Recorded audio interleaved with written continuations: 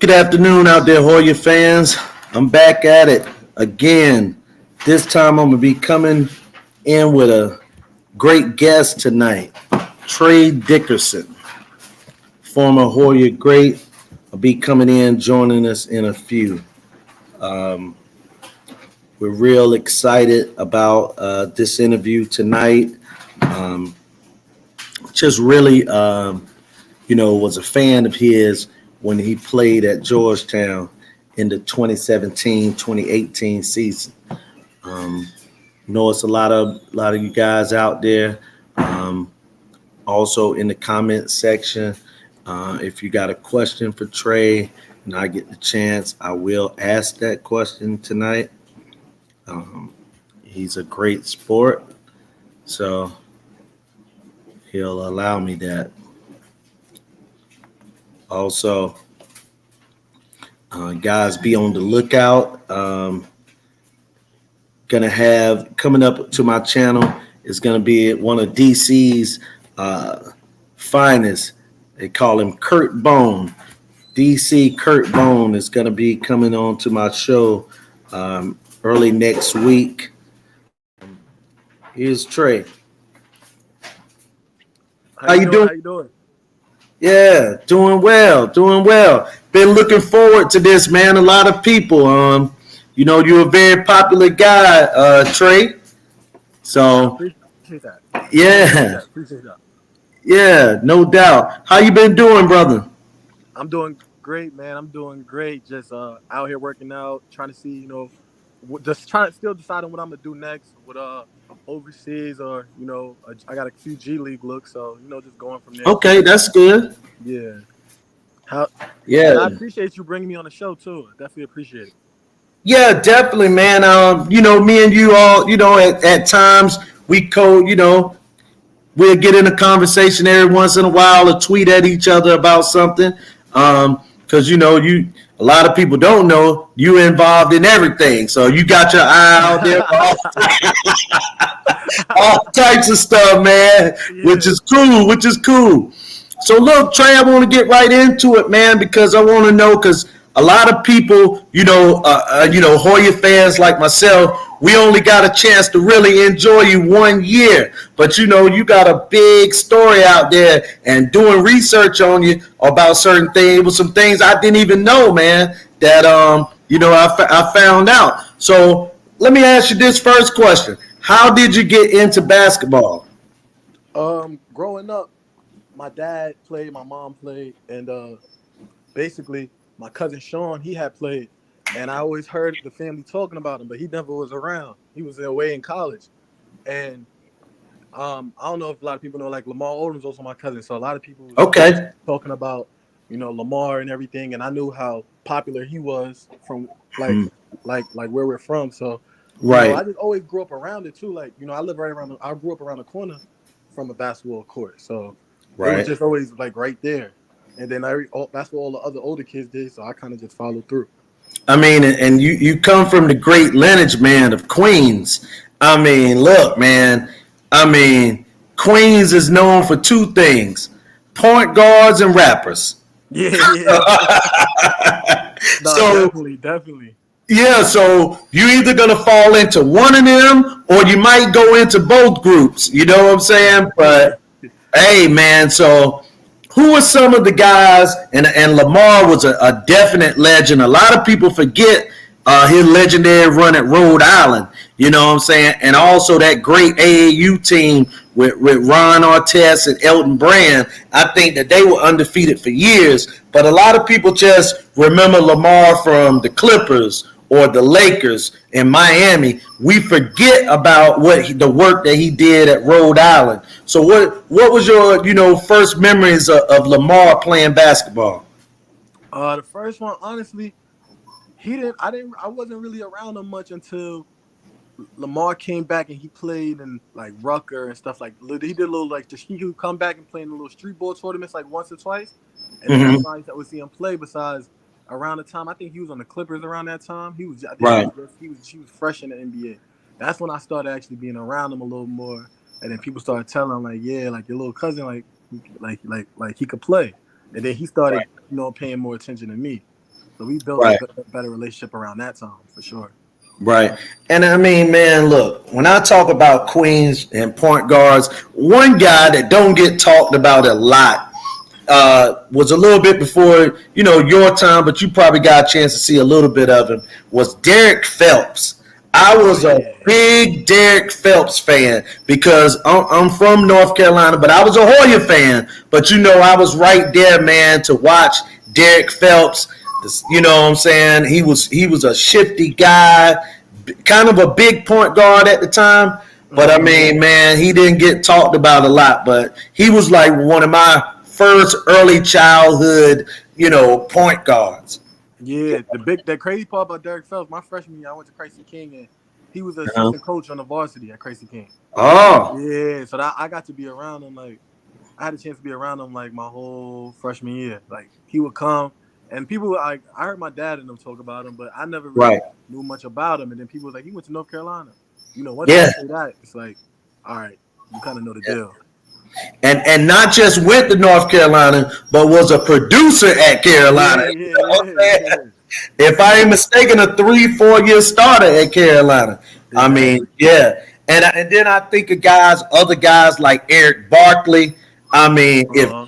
you're talking about a winner, man, Eric Barkley was just like that point guard that just win games. He wasn't as flashy as the other guys, but he just won games, man. You have any memories of Eric? Yeah, Eric Barkley and Lamar is actually close. So I actually heard a lot about Eric growing up. But a lot of guys talk about the generation and the New York City point guards. Like we hear a lot about Right. like Kenny Anderson and stuff like Right. that too. Oh, And definitely. everybody say Kenny Definitely. Anderson definitely Uh-huh. deserved more flowers too. Right. I mean, Kenny Anderson, man, was like, yeah, King of Kings said the great Kenny Anderson, absolutely, man.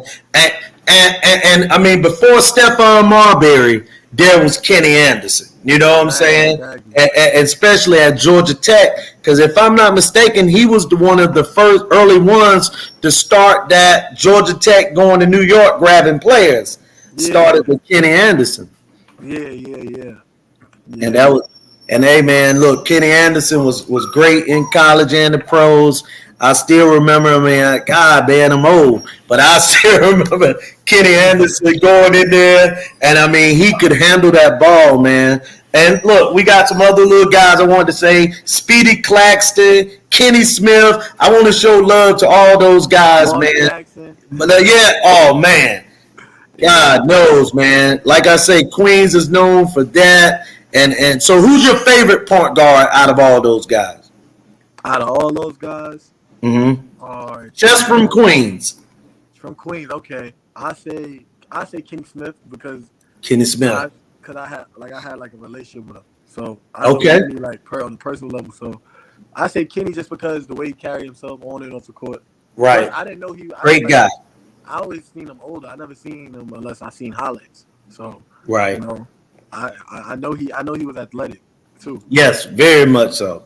Yeah. So I But say when you become an old man, people act like you were just born, you were 35 or 40 years old, yeah, like that part of your life is just like gone, yeah, But yeah, I remember him in dunk contest, and when he played at Sacramento, that's the crazy thing. Kenny was a scorer, so yeah.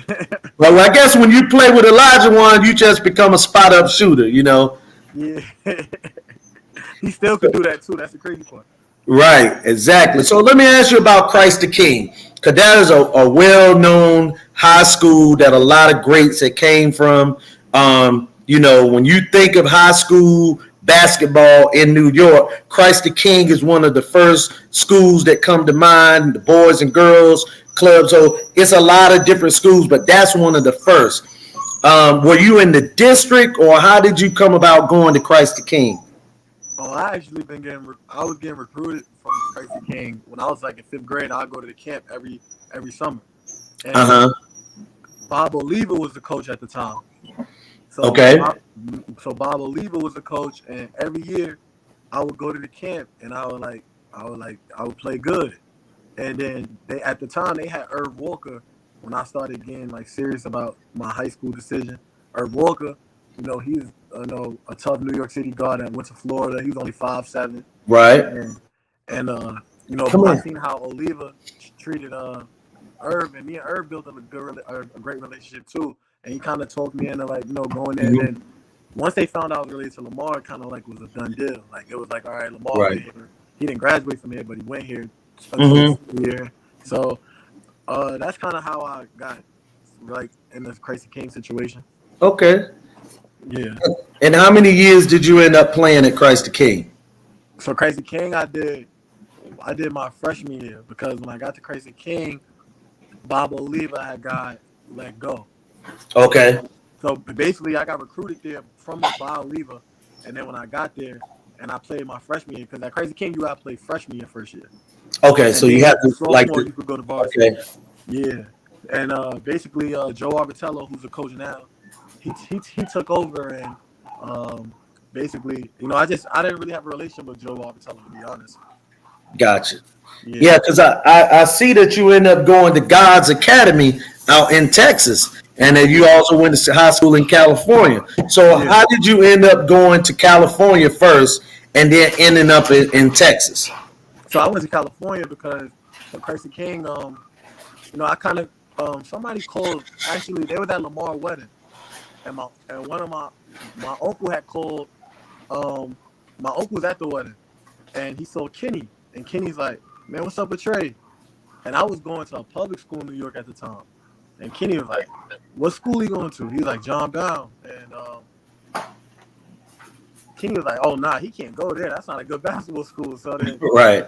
So then Kenny had called me from the wedding and was like, "I'm gonna call you after the wedding and everything." And then Kenny, basically, Kenny and Shagun, which is Kenny's best friend, Okay. they had called me right after Lamar's wedding, and then they were like, "What's going on?" I'm like, "Man, I left Crazy King.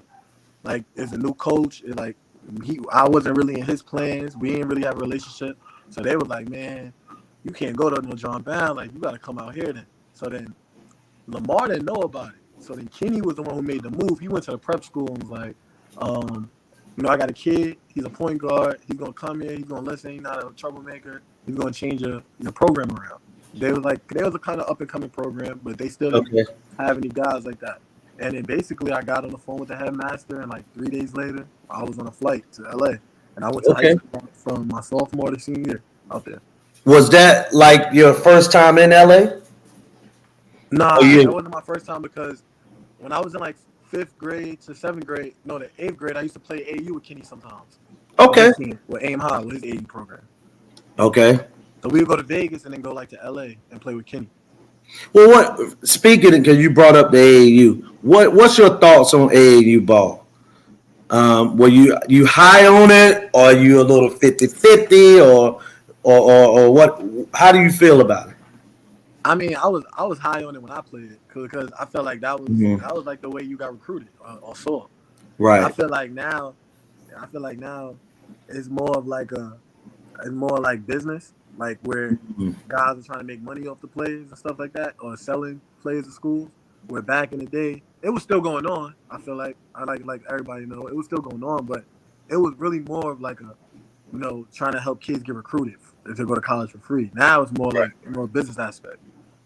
Seeing, so that's what I think about it now. I think now it's kind of a little overrated. To be honest. Okay. Also, for anyone that's watching, please hit that like button. Also, subscribe to my channel. Yeah, man. I feel sort of like you with the AAU. I think that for some kids, like for example, a couple weeks ago or a few months back, that kid Jamie Kaiser just came from out of nowhere after having like two good AAU tournaments. He came from out of nowhere, and then all of a sudden, Maryland and UCLA and all these schools start recruiting him. And I think at the time, his best school or top school was like George Mason. So yeah, and that changed his whole trajectory of his career. Now he with Maryland, so it is crazy that stuff can happen so fast for him. You know.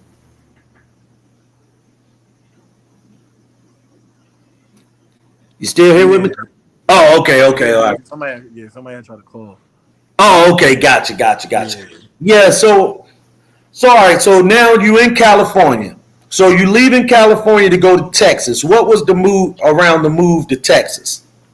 Okay, so my senior year, um, I took that.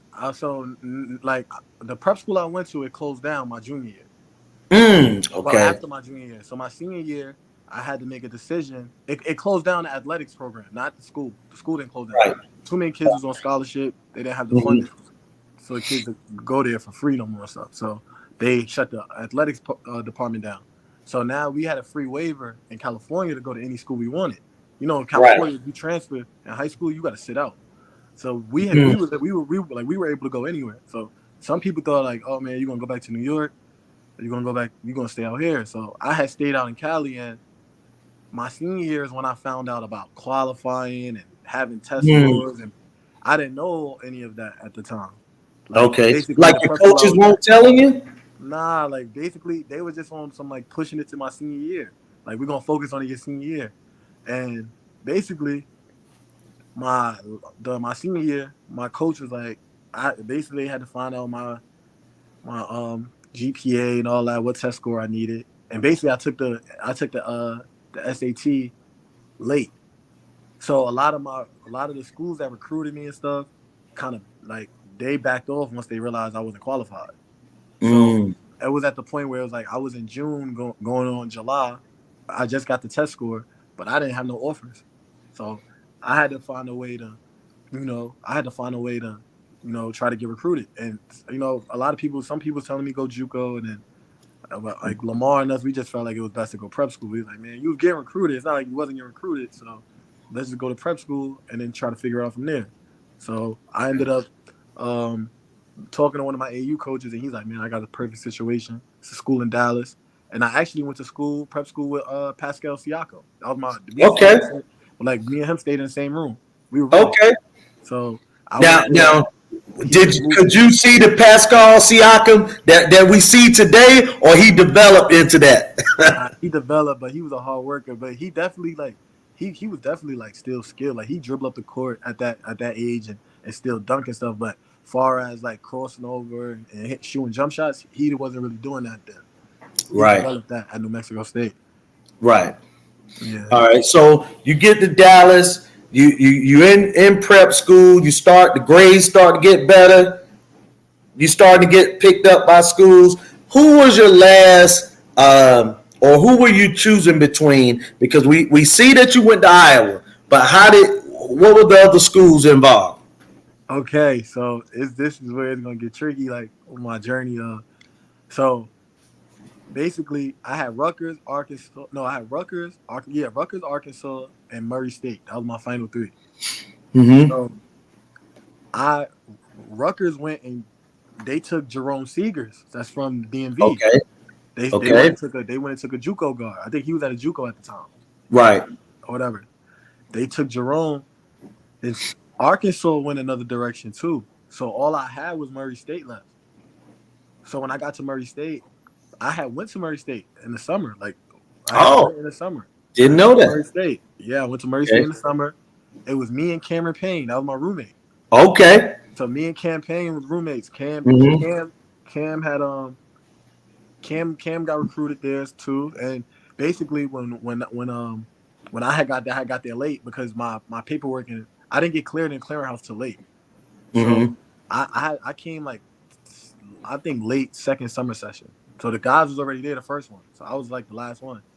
Then Zay Jackson, who was a key contributor the year before, he came back because he was suspended the whole last year. So when Right. I got to Murray, it was me, Cam, yeah, Zay, It was and loaded at guard. yeah, we were loaded at guard. And I ain't really get recruited, to be honest. Like it was kind of like they just brought me in because I felt like I was just like the only like guard that they kind of liked available left. Everybody they went after kind of went to another school.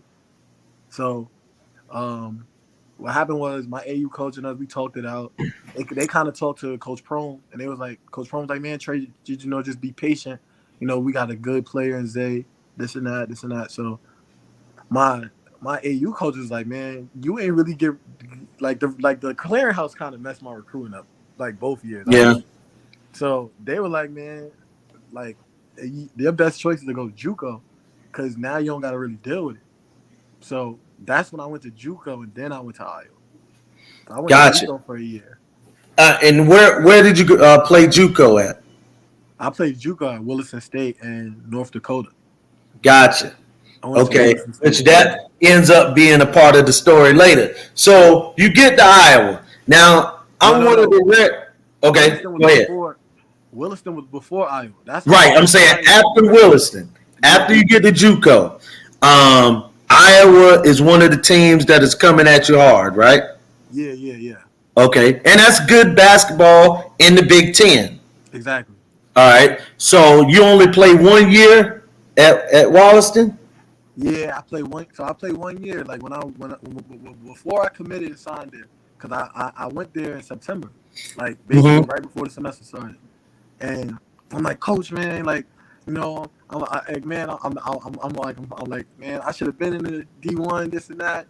I'm like, man, Murray State, it wasn't gonna be a good situation. And the JUCO coach like, listen, you come here, I'll get you out of here in 1 year. But he's like, I'm gonna be honest with you. This is still one of my closest guys to this day, Eric Peterson. He's Right. a coach at South Dakota now. Uh-huh. He's like, man, you're gonna have to take 62 credits in a year, but I got it set up. So I'm like 62. Wow. I'm That's like, 2 years worth. yeah, that's 2 years of school in 1 year. He's like, Uh-huh. that's the only way you could leave JUCO in a year. So he's like, going home and stuff for winter break and Christmas, like you can't do that.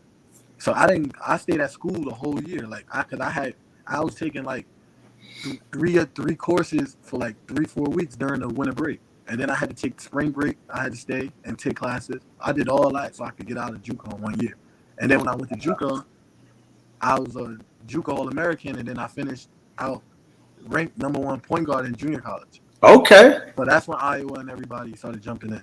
Okay. Because I got ranked so high. Like I had one good game in Arizona, and then they ranked me #1. Wow. That's how it happened. Yeah. I mean, you must have really went in that game. Yeah. I think I had a triple double. I had like 39, 12, and 11, something like that. Oh yeah. That sounds like Russell Westbrook numbers right there. I was just locked in, man. I had to stay on that campus all year. I was like, I'm taking it out on everybody. Right, and it worked out. So, who were the schools besides Iowa? Now that you had a great showing in JUCO, showed everybody that you could play #1 point guard coming out.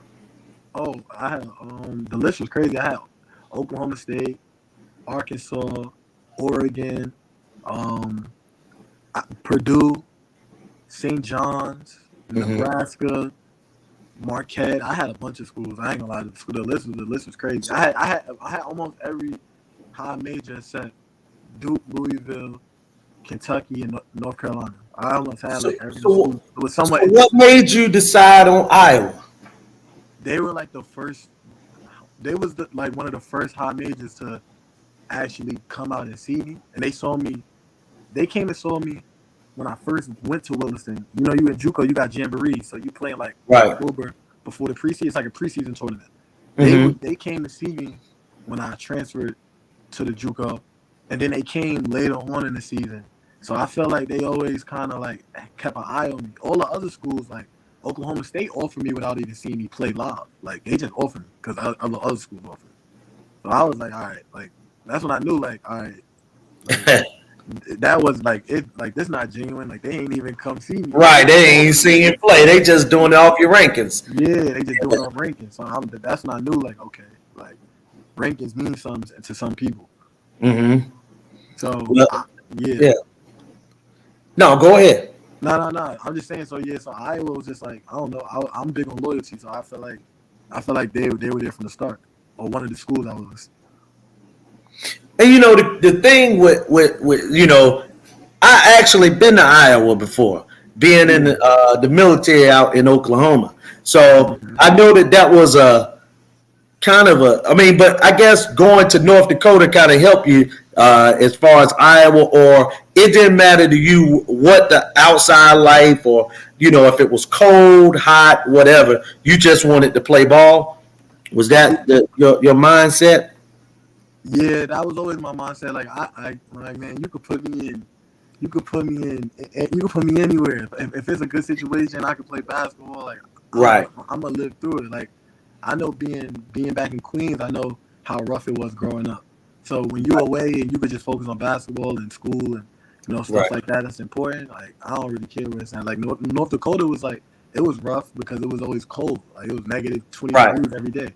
But Jesus Christ. the most important thing was like it helped me focus on school and helped me focus on basketball. So it was the best thing to happen to me. So then when I went to Iowa, it honestly felt like I was moving back to New York for being, No. being Okay. North Dakota.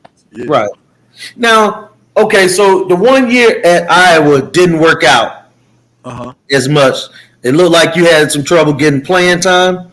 Yeah. So, to be quite honest, I never really looked at the situation with Iowa when I went on my visit with my parents and stuff.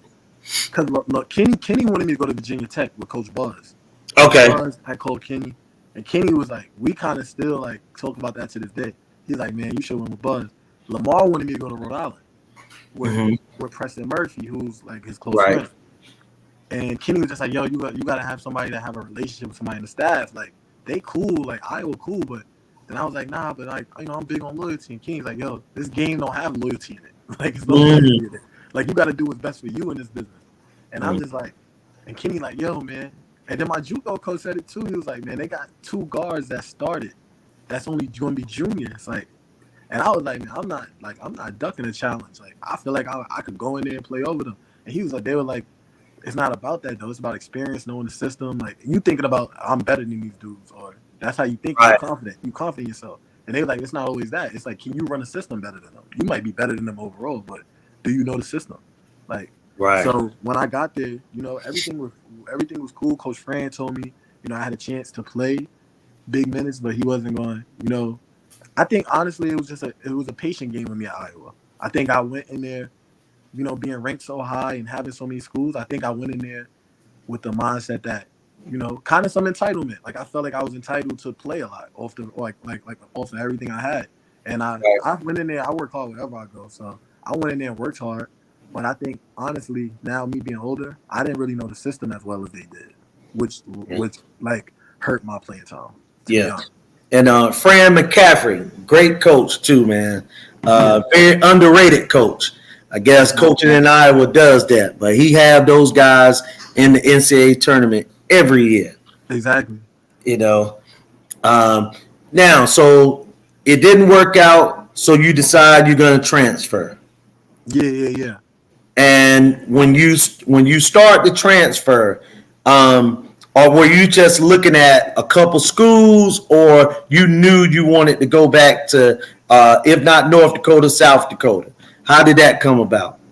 All right. So to be honest, now that I could be open about the topic. Yeah. It really wasn't me who decided to transfer. Like there were so many people outsiders texting Fran that I was going to transfer. That we went in and had a meeting, and I told Fran is like, he had a plan for me and this and that, and basically the people in my circle, they didn't want me to go there from the jump, honestly. So they were already pushing me to leave, but it was somebody that was out there already giving that information that I was going to leave. I was going to think about leaving, but I was also going to have an end of the year meeting, and I wanted to come back and prove myself. Like, okay, I had a bust year. Right. I'm gonna come back and show y'all what I really could do. Now I'm probably learned the system, and basically, to be honest, like it kind of like was a bad. It kind of hurt me and Fran relationship when those rumors came out, because now it's like I don't really know if I could trust this player because I don't know if he's gonna leave or if he's gonna come back.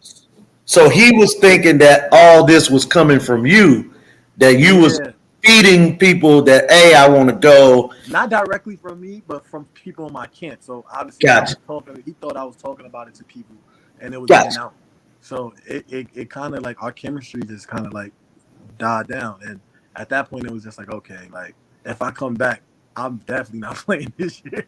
Right. So you kind of knew the playing time was done, right? Yeah. Like it's just no trust there. It's no trust no more. Right. So okay. So how North Dakota? South Dakota.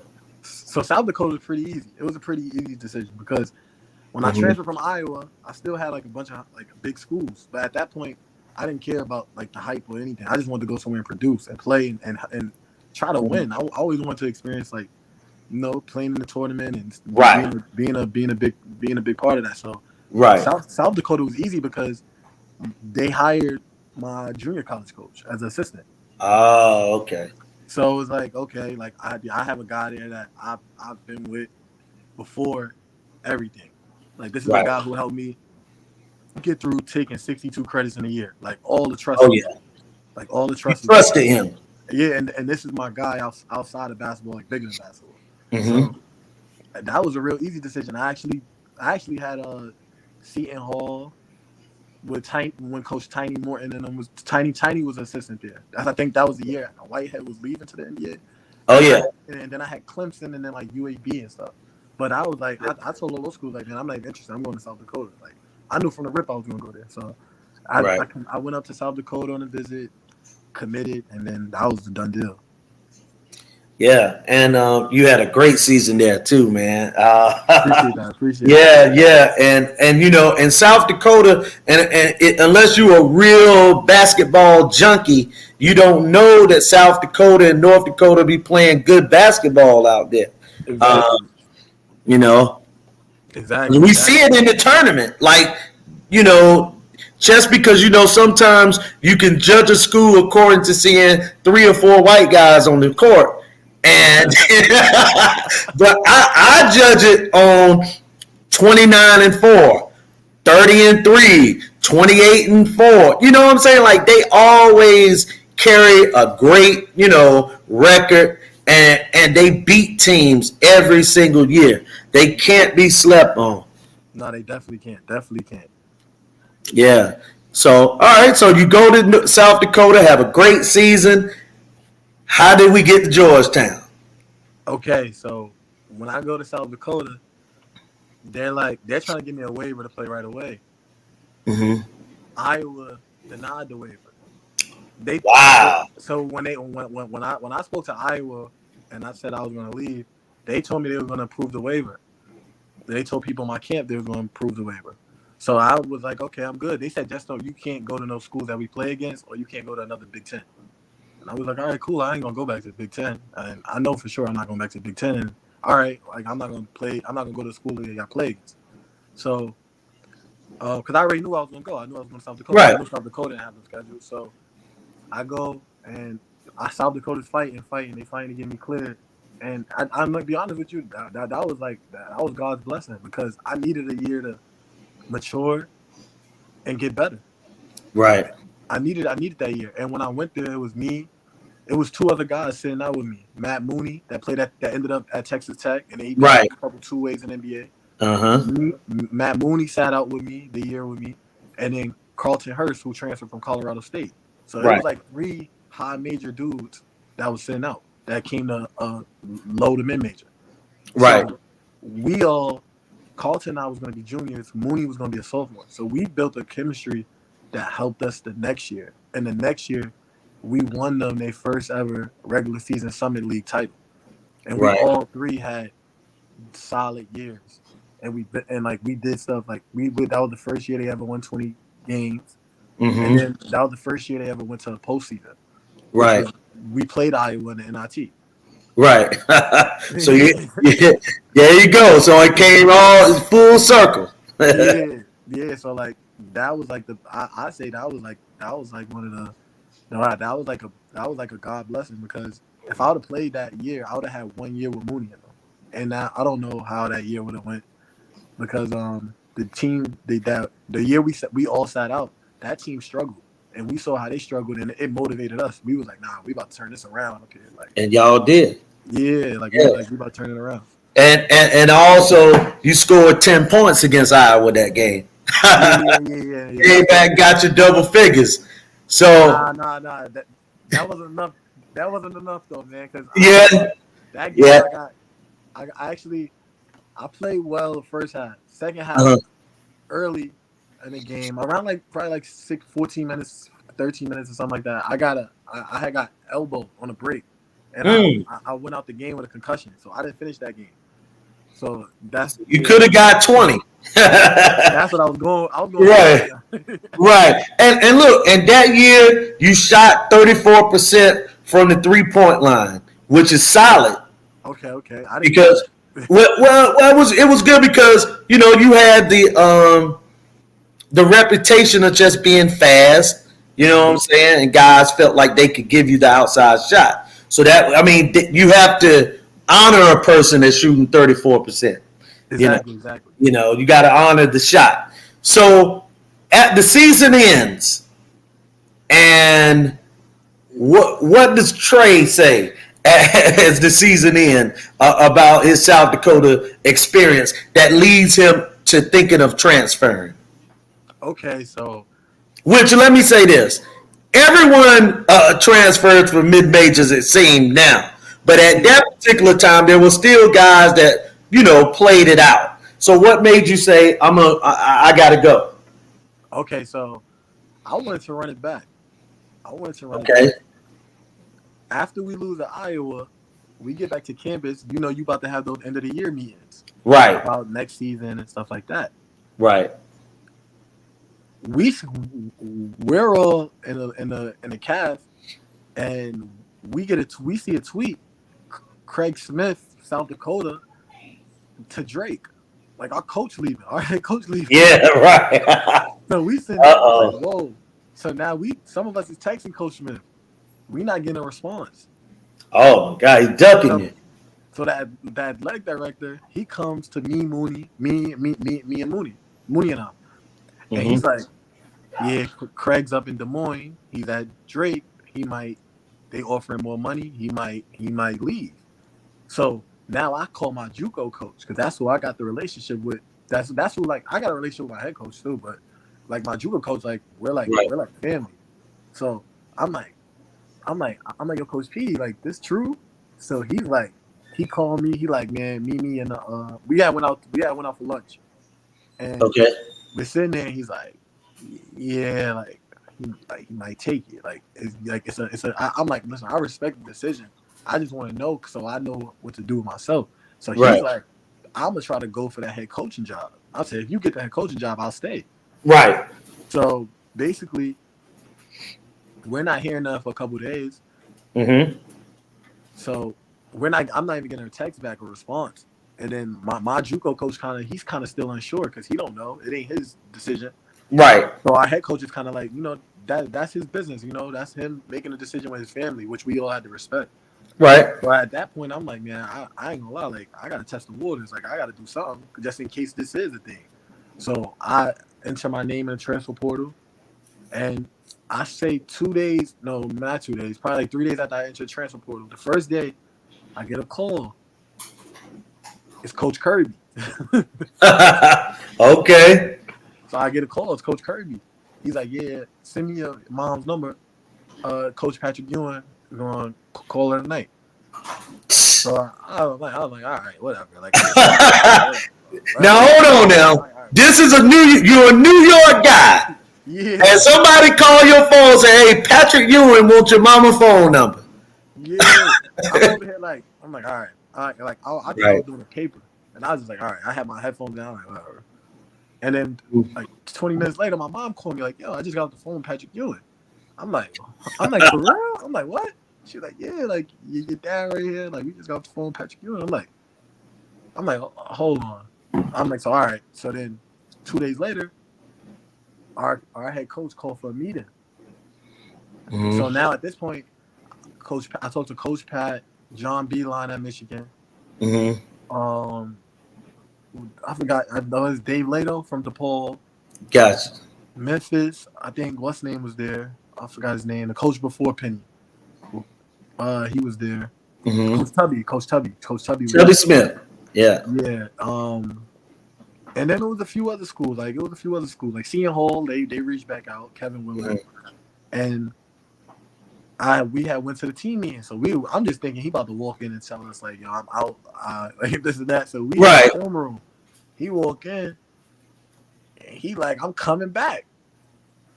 So he like, I'm coming back. Like, basically, he verbally committed to taking a job and then backed out last minute. Gotcha. decided to come back. So it was out there on Mhm. Twitter that he took the job. Right. So I'm looking like this is I'm in a tough spot, bro. I'm in a tough spot now. Right. So he's like, yo, look, like let's talk. And there's other guys that's thinking about transferring too. Hmm.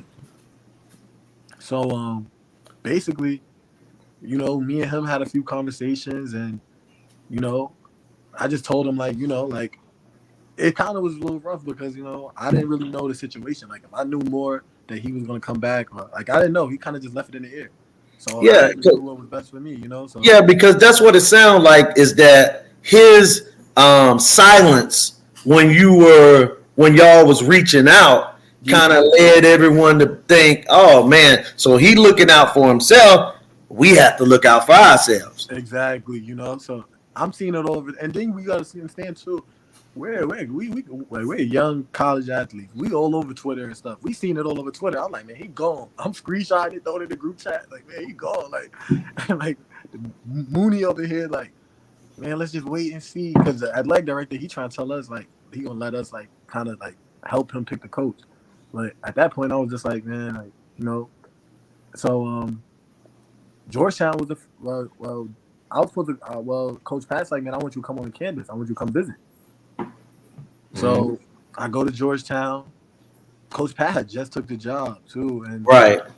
I think it was me, Jay-Z nephew, Nas Carter that went to Washington. He was on the Hmm. visit with me. Me and him we were with each other the whole time. And someone like once I got to the hilltop, it just felt like love. It didn't feel like a dream come true because growing up, you know, my my family's real close with Dave Edwards. Like I call him my uncle. Oh yeah, David. Like Rest in peace. yeah, rest in peace, Uncle Hmm. Dave. So I always grew up like on Georgetown. Plus, like just as a kid, like you watch college basketball, that's what you saw. Georgetown.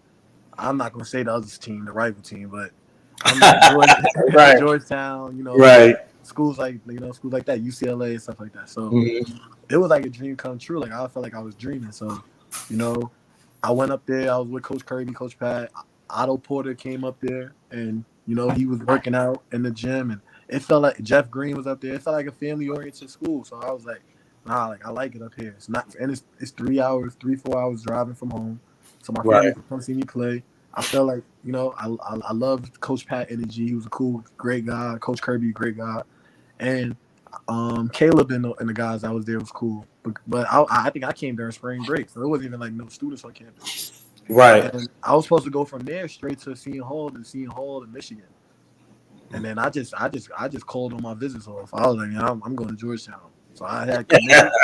So that's it. I had verbally committed, and then Hmm. I flew back to South Dakota, and I was finishing up school. I think I had like 3-4 weeks left, something like that.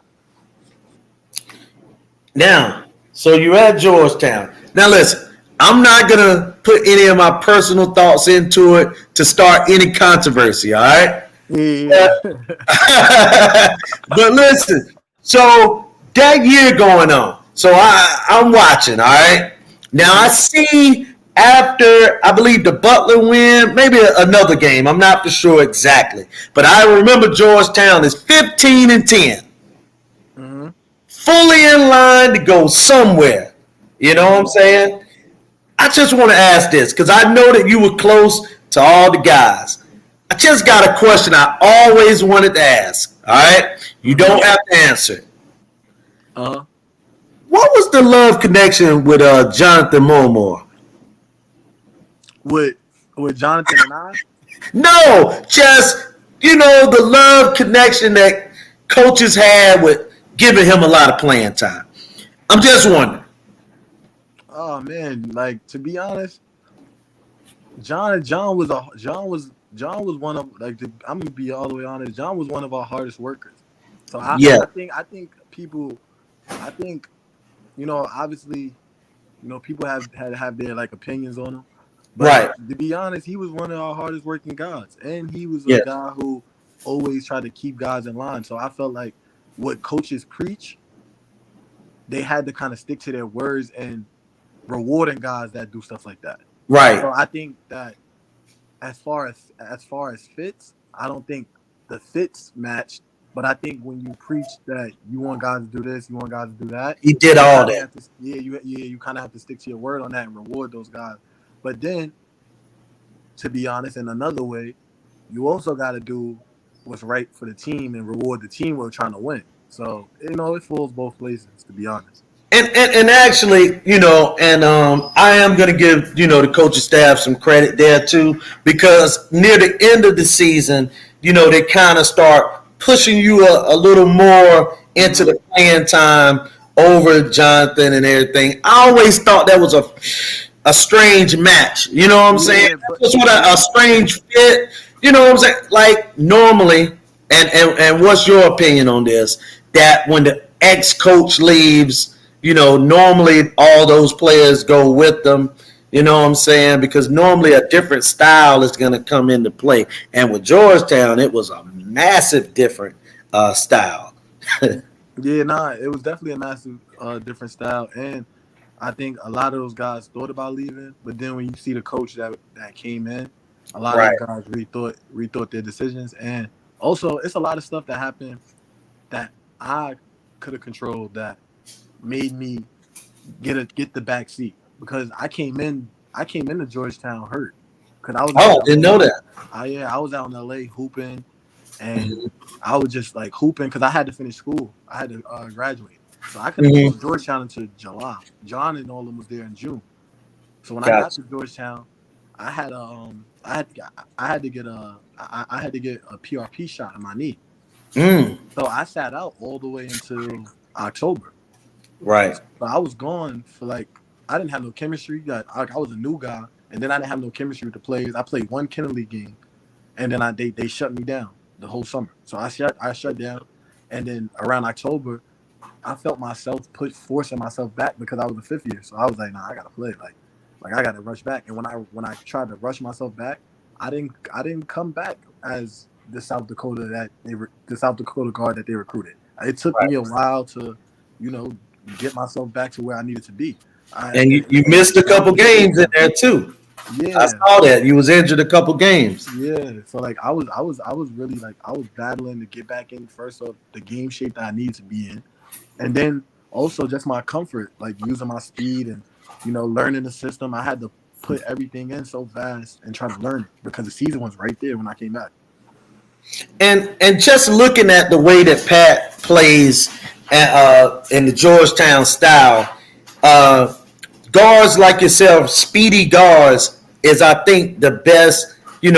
A guy like, for example, didn't play at Georgetown, but you remember him from back in the day, Ty Lawson. You know what I'm saying? You and Ty Exactly, Lawson type would excel in this system. You know. exactly. Yeah, and that's good that Pat got a style now because you remember the knock against Georgetown was the style. Now they got a NBA style. Exactly. Exactly. Nah, definitely they would yeah, yeah, a lot of people talked about the style before Pat got there. Yeah, yeah, definitely. And how was it playing with Jesse and Marcus Derrickson and Malinowski? Well, he was redshirted though, right? Yeah, yeah, So right, Malinowski was redshirt. right. So how was it playing with Jesse and Marcus?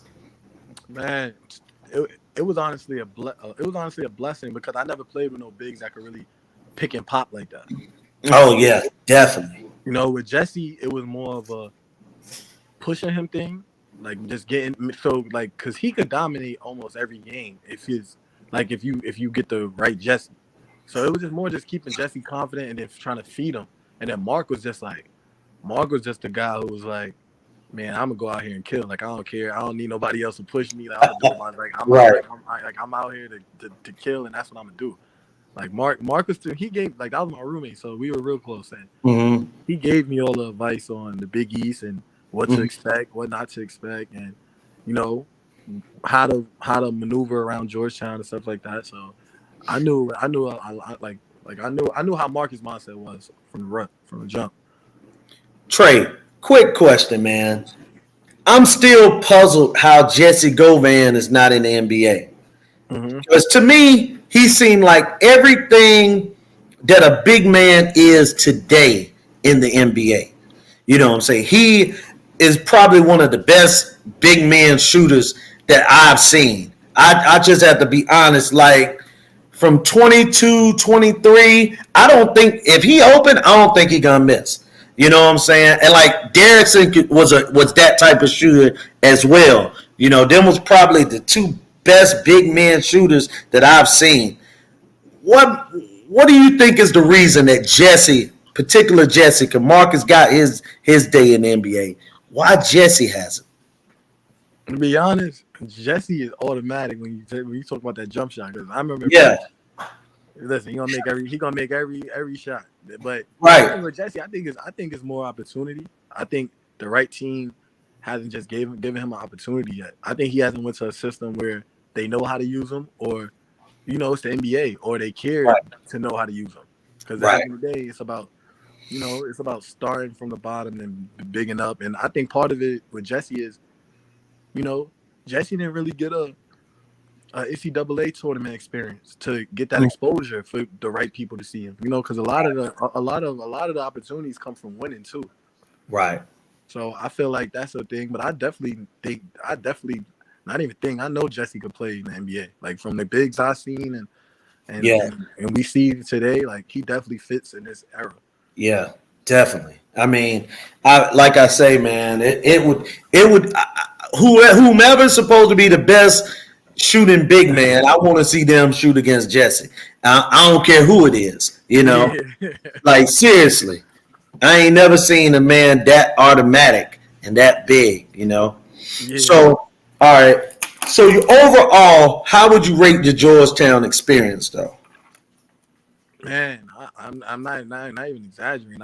Like it was honestly, I say 11, 12 out of 10 because we were people go off the records and stuff, but from my experience and the stuff that we got to experience there as a player, people I got to meet and play in front of every day, and a lot of people to forget, like a lot of the games we lost, like it was close games. It was 1-2 possession games. Like we was up 4 against Xavier with 20 seconds left at Xavier, and then blew it hits the and 1-3. Yeah, a lot of games that went left that could have went right. Like, you know what I'm saying? So, and Javon Blair, that's when I saw that he was an automatic shooter again. Like I was like, wow, this boy can shoot. You know what I'm saying? That was that game. Yeah, Javon, Javon always had the confidence. Once he started putting that confidence into the game, you started seeing like what he could really do. Right. And you look, we finished the season that year 15-15. You know what I'm saying?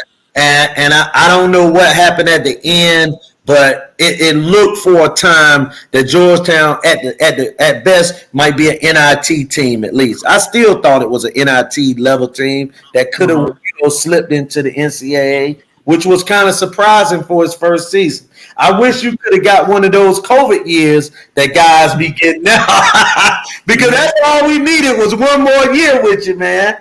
That's what I told people. I said, man, if I had a COVID year, I said, listen, I learned how to play for Coach Pat. I learned how he was as a coach, and I learned his system. So I knew what he expected out of me, and I was healthy. Like I was healthy middle to end of the year. So I was able to really do what they recruited me to do.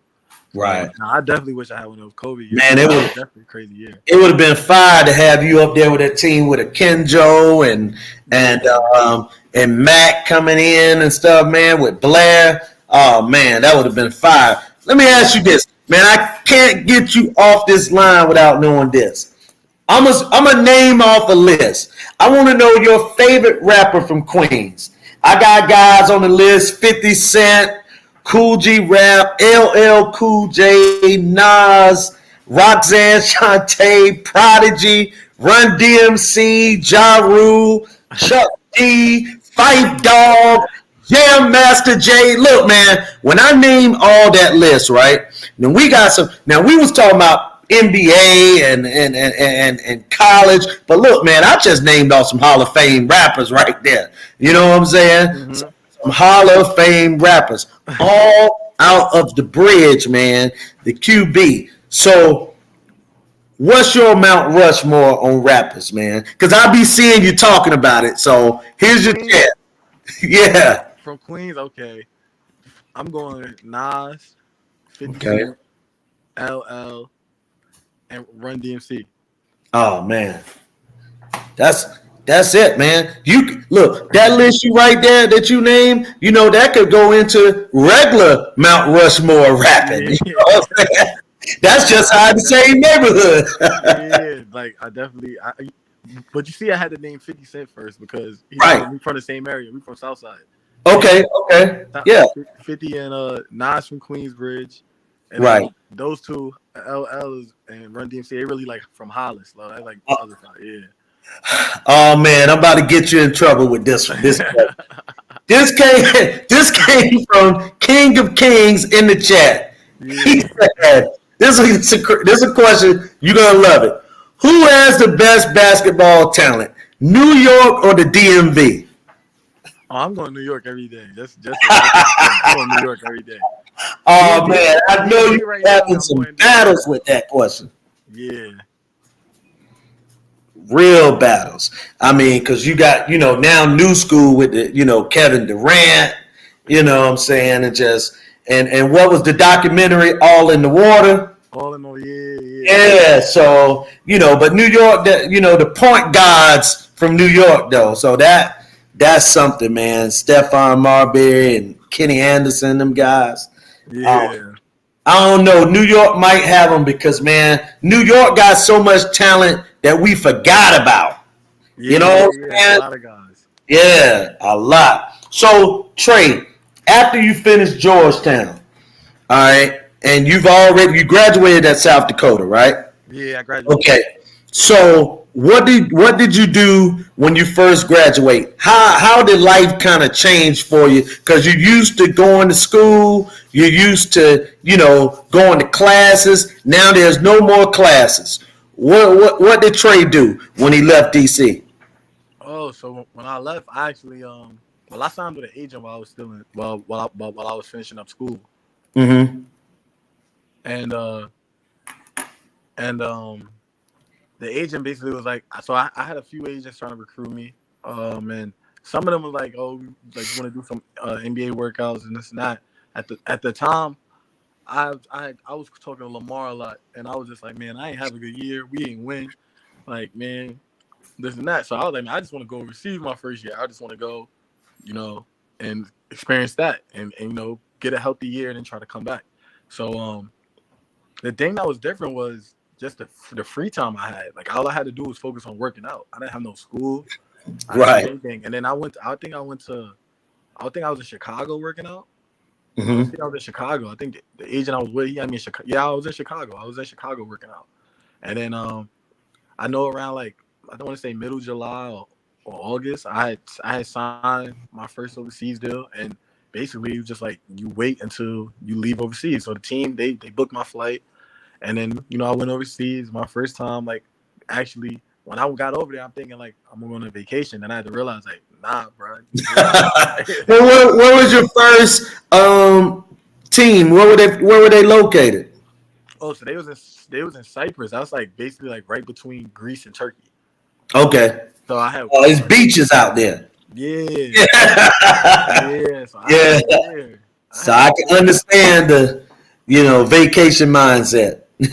Yeah, and I went there and it was still like it was like I think it was August still. So and I Hmm. was the first player there because I was a rookie, so they wanted me to be there first.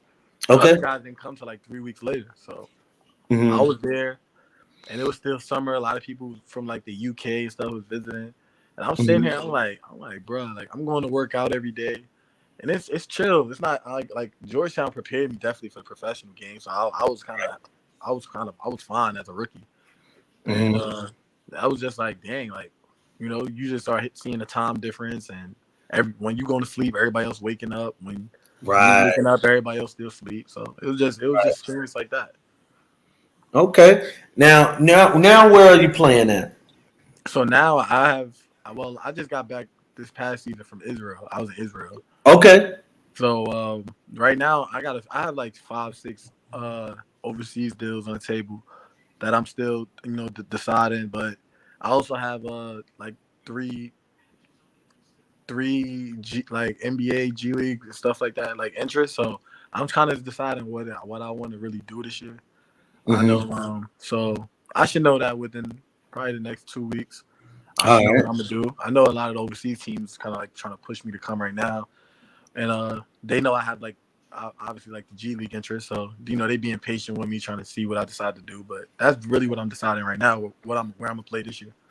And Trey, I think it's also real important, man, that guys like yourself talk to these young athletes that are, trying that are in college, and because we all know everyone's not going to play in the NBA. You know what I'm Exactly. saying? And so it's real important that guys like you can get that message out that hey, they write checks overseas too. Yeah. Nah, they definitely writing checks You know, overseas, and I right? think a lot of guys overseas should get a little more credit, like because I know, like from my experience, like I've seen guys like I used to see playing overseas, and I'd be like, oh yeah, like he's still a pro, this and that. Like I always respected it because those are people who sacrificing overseas for their family back home to be straight. So I've always respected that. But it's also like that. It's also like it's a lot of highs, but it's a lot of lows. Like you're away from your family, you don't come home every holiday, and Right. then the communication, like you're not with your family every day, and then like Right. you gotta adapt. Like overseas, I feel like helps you grow as a person because like you're over there by yourself. Unless you get your family, unless you have kids and a wife and you got your family to go, but most of the time you kind of figuring stuff out on your own, like real Right. life stuff, like what to eat, Right. languages, cultures. Like in certain places you go, you can't do certain things that you can do in America. So I think it Right. helps you grow as a person and as a basketball player because the style of Right. play is different. Right. Hey, it kind of reminds me of the time when I was in the military. You know what I'm saying? Like Right? literally, Yeah. people going to sleep, you waking up. Yeah, and I appreciate your service too, man. Oh, thank you, brother. Yeah, definitely Thank you. appreciate I appreciate that. Also, man, look, Trey, I'm gonna tell you, man. I was always, you know what I'm saying, one of your biggest fans, bro. it. Always wanted you to get an opportunity because I actually got a chance to see you when you was playing at South Dakota, and always wanted to know, man, about that speed that you got. Mhm. When did you know, man, I'm fast? When did you know that? Were you early? Were you young? Playing, pee wee basketball? What happened, man? Oh man, to be honest, I knew I was fast when I was like a kid because but I was only fast because I could only dribble with my right hand at the time. Gotcha. So I was just super fast. Like I would just run past like a bunch of kids. But I played like multiple sports growing up. Like it wasn't just basketball. Like I would do like Right. everything. Like so, and Mm-hmm. then I worked out with, one of my close friends is like a big brother named Carl Patterson that actually live in the DMV. I worked out with him every day, and we used to just work on like a bunch of like speed and stuff like that. So like a lot of drills and agility and stuff like that. So I knew like as I got older, I started realizing it myself. I didn't realize it at a young age. I just felt like I was just playing. Gotcha. So when I got to like high school, I started realizing like nah, like I'm pretty fast. Right. I'm going past everybody. So Yeah. the best point guard that you have ever played against in college, high school, or in the professional ranks overseas. Oh, Kyrie Irving, hands down. Kyrie Irving and Russ Smith. Okay. Yeah. Yeah. Kyrie and Yeah. Russ Smith. No question. No question. I'll be seeing you tweet. You definitely want to see him stay in Brooklyn. And listen, I want to see him go to the Lakers. Nah, that's wrong, man. That's Yeah. wrong. You said That's that's wrong. I mean, yeah, I want to see him match back with LeBron, man. I definitely do. They made a great combination, though. We have to admit that. nah. They had some They great definitely chemistry. did. But we like them. We like King, them hold on LeBron one boys. second, Trey. King of King said you're the fastest guard at Georgetown since AI. I agree with that. I could definitely see that. I could definitely see Yeah, that. I could yeah, definitely see that. yeah, definitely. And speaking of that, now you know that I'm a North Carolina guy, so you know that it's been plenty of great North Carolina players that went to Georgetown. Sleepy Floyd is my, you know what I'm saying, I hold him in the highest esteem. Mm-hmm. Let me ask you a question. If you could give a starting lineup for Georgetown players, Mm-hmm. what's your all-time starting lineup for Georgetown? Oh, you just hit me with a tough one. All right, I gotta go Sleepy. Mm-hmm. I'm going Sleepy. I gotta go with the heart and the heart and the hustle of my guy Gene Smith. I gotta put Gene on that Gene list Smith. just on some. He was Pat Bev before Pat Bev. So, Yeah, definitely. and then after that, I'm going Alonzo, Pat, and then I'm gonna give Otto on there too. Okay. Okay. Oh, nah, I'm tripping. Whoa. Nah, get out of. All right. Sorry, Gene. I love you. You gotta be 6-man, but I'm getting AI. I'm bugging. Yeah, because people were gonna say, man, you got to start lineup with Gene Smith over Allen. Yeah, well, look, Gene could come off the bench all day long. G6. My bad, Gene. I forgot. I forgot about Yeah. Hey, man, you talking about a national championship team right there. On top of it, a couple NBA Hall of Famers. Exactly. Oh, that is, you know what I'm saying?